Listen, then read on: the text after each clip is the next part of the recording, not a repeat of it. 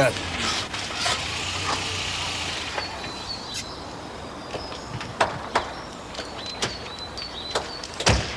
Max, no. Max, it's what he'll want you to do. Come on.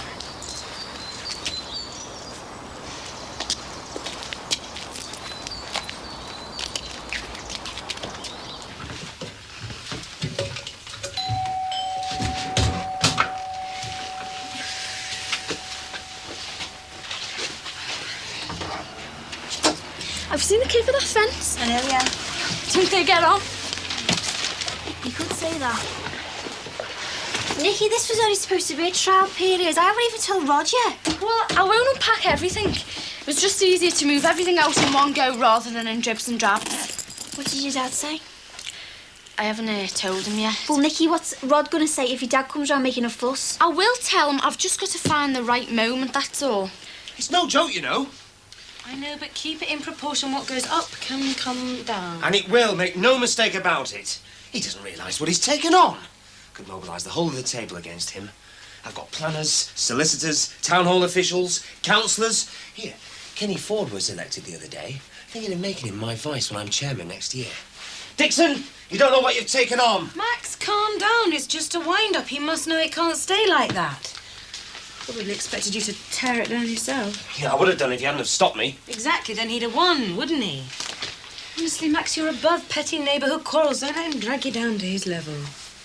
Yes, of course, you're right. No. If he thinks he's got to me, then he's won. And the way to do this is to fight him at my level, at my game. But he must have stood on my land when he painted the damn thing.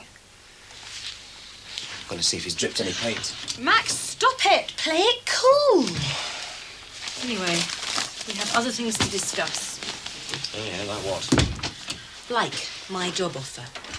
You have no job, I have two. Oh, that. Oh, that? Oh, only the biggest career leap I'm ever likely to get. And you're more concerned about a petty row with a neighbour. You can hardly call a red 8-foot fence petty, Patricia. He put it up in a day, he can take it down in less. Now, can we please change the subject and discuss our future? I thought we'd decided. You decided that's different. But you agreed. I agreed that it wouldn't be straightforward, but I didn't dismiss it out of hand. London, I mean, who the hell wants to live in London? About 8 million people at the last count. Granted, not all of them stay by choice, but I guess the vast majority do. Well, a lot of firms are moving out. Where would I get a job? Oh, that didn't bother you a lot last week. All my contacts are up here. Can't just expect us to up and leave and step into the unknown. I'm quite sure the round table extends to London, Max. Yes, of course it does, but they're not my sort of people. Oh, don't be ridiculous. You can get on with anybody if you want to. Moving north to south just isn't practical at the moment. Or in our lifetime, if the truth be known. Well, whatever happened to your upwardly mobile ambitions? They are tempered with common sense. Look, it's an aggressive buyer's market. We get screwed when we sell this up here and screwed when we buy one down there. Not an issue with the wage I'd be getting. Margaret wouldn't be able to go. Why ever not? Well, because she'd hate it down there. Then we'd be faced with the trauma of getting Thomas settled to a new nanny. Well, you're working goodness knows what hours. Surely it's up to Margaret to decide whether she'd want to come or not. Ah. What? I bet I know what your main objection to moving really is. What? You think you'd lose face in front of the neighbours. Rubbish. You think if we moved in the near future, it would look as if Ron Dixon had beaten you. Absolute rubbish. You think that I would ever consider a family like that next door influencing our future? Yes. Then you don't know me very well. And you don't know me very well if you think I'd pass up a job offer like that without giving it a great deal of serious thought. I wouldn't be able to see my kids. Not much more than 2.5 hours on the train. Well, think about it, eh? Have you paid last year's poll tax yet? Oh, God, you sound like me dad.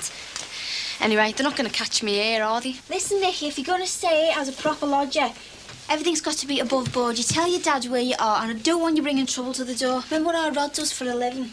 All right, I'll get it sorted. Should I, unpack? Yeah, you might as well, seeing as you're here. Good. And then I can tell you my secret. What secret? The one where I'm going to have a lot of laughs. Right, I'll give you the clue. Number 3. If a fella comes up to you in a pub and starts to chat you up, but you fancy his mate, what would you do?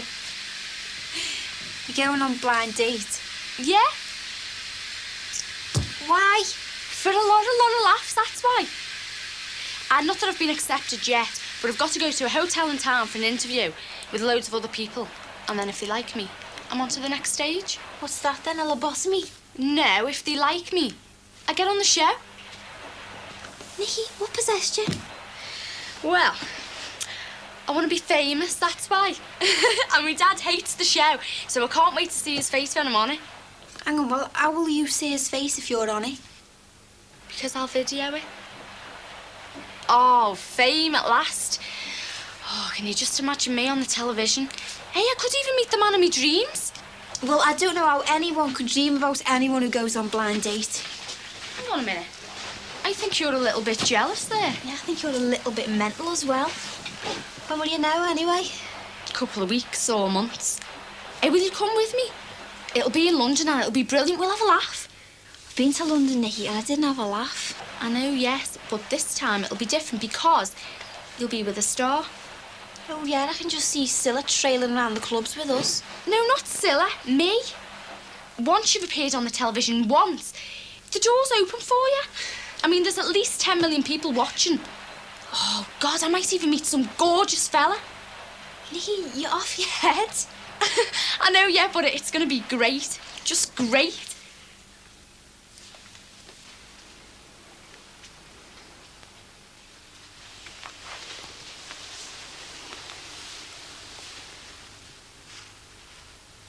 Sorry to disturb you. I've got to nip out. That's all right. Only for an hour or so. Do you want a drink or something before I go? No, I'm fine, thanks. Okay. I'll get one of the neighbours to pop in and make sure you're all right. I'm all right, honest I am, Josie. Anything you want while I'm out? Not a thing, love. I've got everything I need. Okay, then. You know you've only got to ask, don't you? I know. See you later, then. I'll leave the key with one of the neighbours and get them to pop in, so don't worry.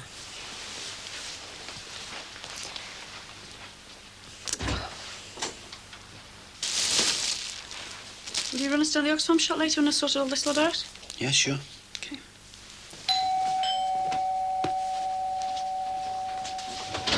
Hiya, Josie, come in. I'm not stopping. Hiya, Frank. Hi, Josie. I just need a favour. Oh, of course, if I can. I'm nipping to town, but I got her Auntie Lou stopping with us, convalescing from an operation. I said it'd be an hour, but I think I'll be double that. Do you think you can nip in about half an hour and then just make sure she's all right? Yeah, of course I Oh, will. Go on. thanks a lot. I'll ask Dee Dee to nip in half an hour after that, and perhaps Tracy Corker if she's in. Oh, I think she is. Hey, have you seen this fence? Try missing it. This is a Farnham's, right? Put them in their place. Except it's filling the close with more than the usual Dixon's rubbish. Yeah, but I think it's a gesture more than a serious fence. I take it down once the message has been driven home. Hope so. I'd love a grandstand seat for that confrontation, wouldn't you? What? Be great. Okay, then. See you, Frank. See you, Josie. Half an hour. Right. Whoops. See you, Josie. Ta-ra. Bye.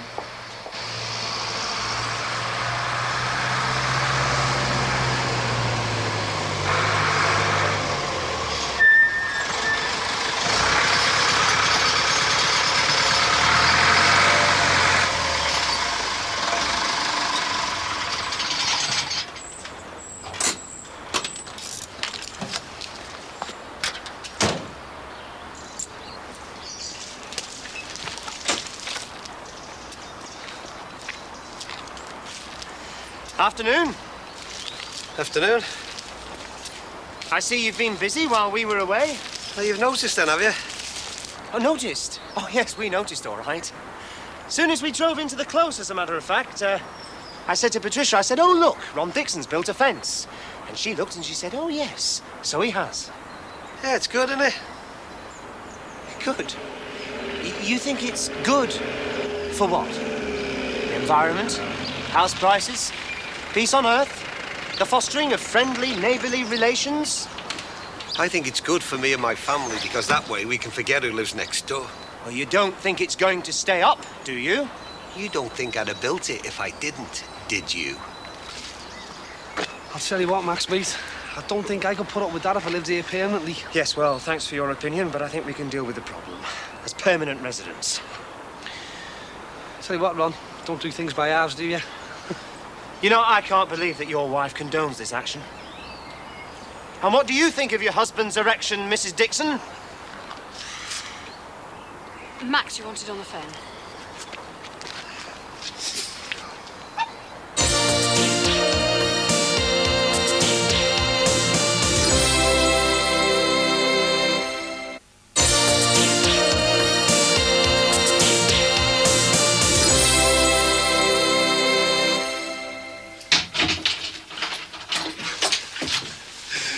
What are you laughing at? Oh, Max fine and the neighbours. It's all going off over there.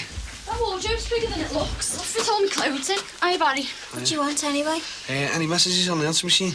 Yeah, there was one from Sam Bishop. All right, so I'm going to meet him now anyway. Any more? No? What do you think this is, an answering service? Even though she's taken on another telephonist. Yeah, Nicky's staying for a few weeks just to see if things work out. And then I'll be permanent. Is she all right now? No, not yet.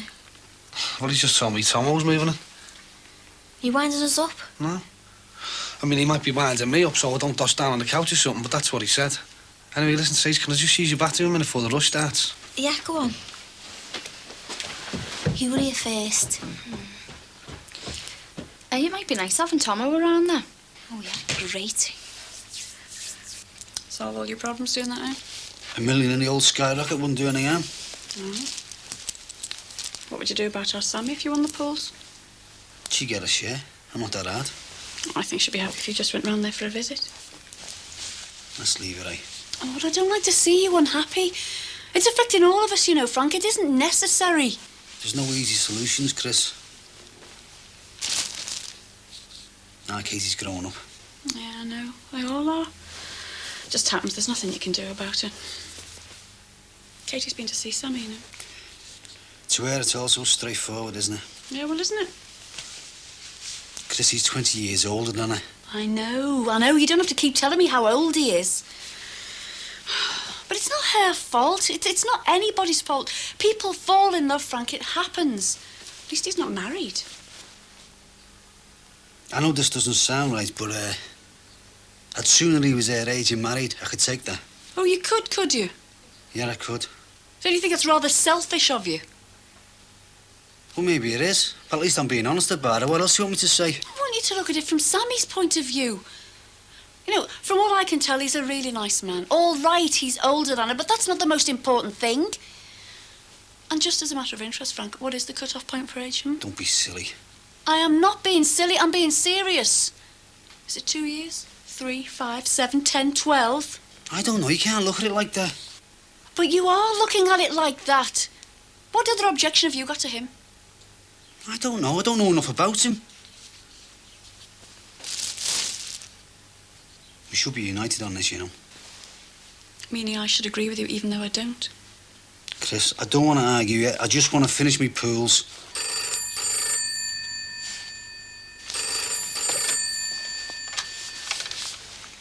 Hello? Hello, Sammy? Sammy, is that you? Sammy, if you want to talk to me, talk to me. Sammy!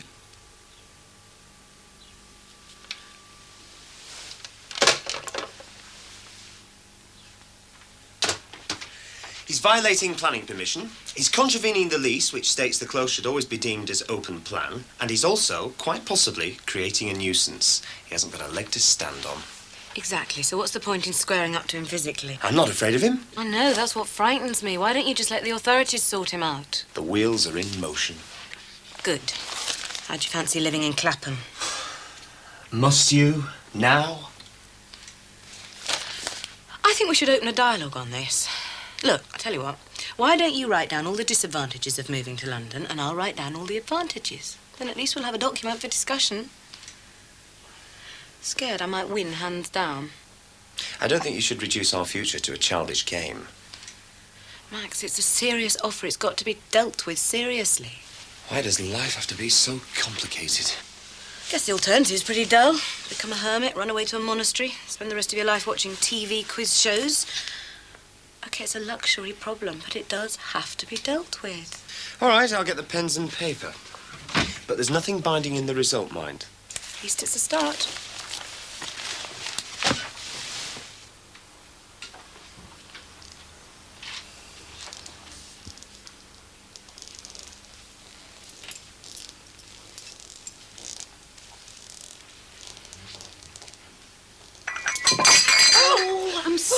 Oh, I'm so sorry. I didn't mean to disturb you. The life out of me. Who are you? I'm Chrissy Rogers. I'm Josie's next-door neighbour. Oh. I didn't mean to disturb you. I'm sorry. Is there anything you want? No, love, nothing, thanks. Absolutely nothing. Josie takes too much of my needs. OK, well, if you're sure, I'll get off and leave you in peace.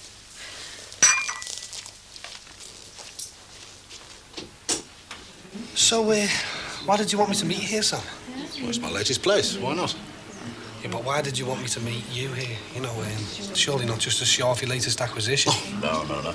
I just wondered where you got to with the theme park. Things are going very well. Especially since you're coming in as key tenant. Glad to hear it. The idea's a winner. Well, that's the problem, actually. If the idea's such a winner, somebody must have had it before. I mean, they must have come up against problems, mustn't they? Never let that stop you. There's too many people think negatively. That's why the likes of us are where we are today. Now, there's a friend that I haven't seen for a while.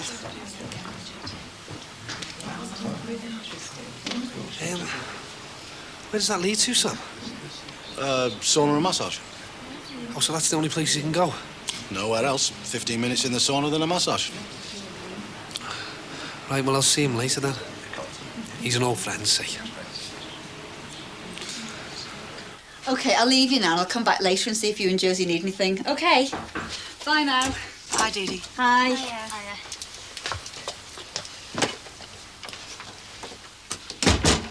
Hiya. I'm Tracy and this is Nikki. We're from across the road. Josie asked us to call in, see if there's anything you wanted. Nothing, thanks, love. Is there anything we can do for you? No, honestly, love, there's nothing. Oh, yes, there is. Could you ring that number for me, please, love? It's my local taxi firm. I need a taxi. I want to get back to my own little home. What will Josie say? Oh, let me worry about Josie. Didn't she say get me anything I wanted? Yeah. Well, that's what I want. A taxi and a bit of help to get dressed. Please, girls. Where's the phone? It's over there, love. If that's what you want. That's what I want, love. Just a little bit of peace and quiet. And I'll be as right as rain in no time. Would you pass me case, please, dear? Yeah, sure. Here you go. Thanks.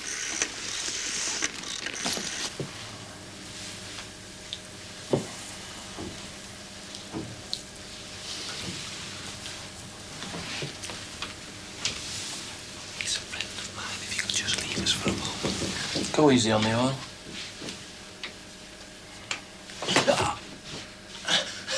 Ted, it's Barry Grant here. I'm just looking for my wages. Barry, I've been looking for you. How's that right? Where do you think I was? Under the bed? No, honest. The company folded. It wasn't my fault. I was only the PR man, but I did intend finding you. Oh, we can do a good deal. So what's the story then? Like I said, Mundred's gone under, in liquidation. We can still do a good deal over those shops. I've got plans. I'm owed a lot of money because of them shops. I owe lots out. He left me in a bad position. Not as bad a position as I've just been in. No, straight up, honest. We can both come out of this quite nicely. Let me finish up here, then we'll go and have a nice chat over a quiet pint, eh? We've got about 6 weeks to raise that money, and we'll get those shops ourselves for a song. Do you know, I just can't take you seriously. Get your pants on.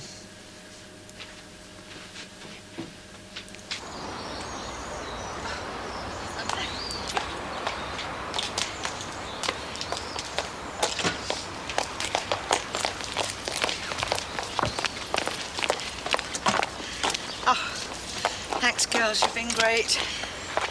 Oh, don't look so worried. It's not your fault I'm leaving. What are we going to tell Josie? Well, tell her I'll ring her. Tell her I'm fine. But don't tell her I've gone home for a rest. It's true, but she might not understand. Thanks. Bye. Ciao. What would Josie say? I haven't got a clue.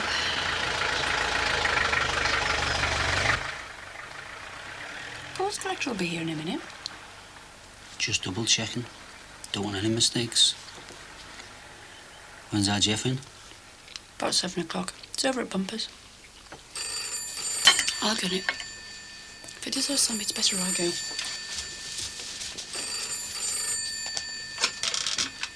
Hello? Yes, I know. Sammy, love, we can't go on like this. When? Both of us? All right, next week then. Yes, I'll ask your dad. All right, love. Yeah, bye-bye.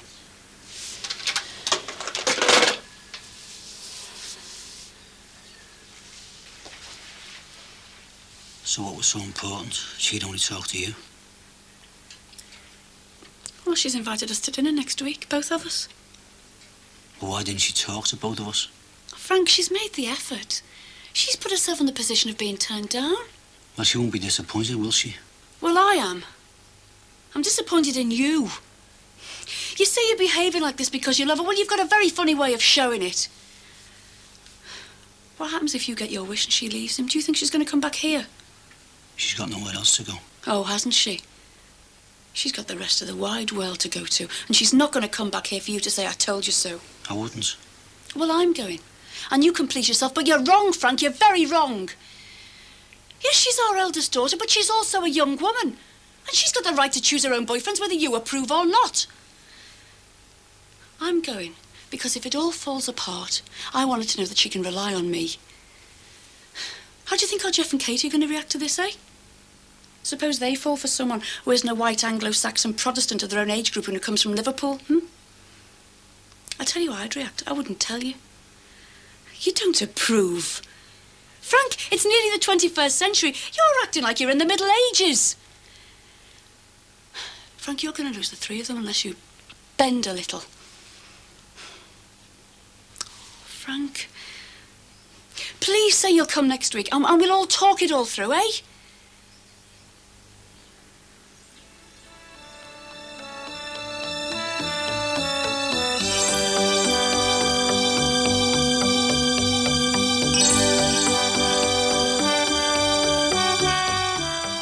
Incredible happenings caught on film in live camera action coming up next on Living.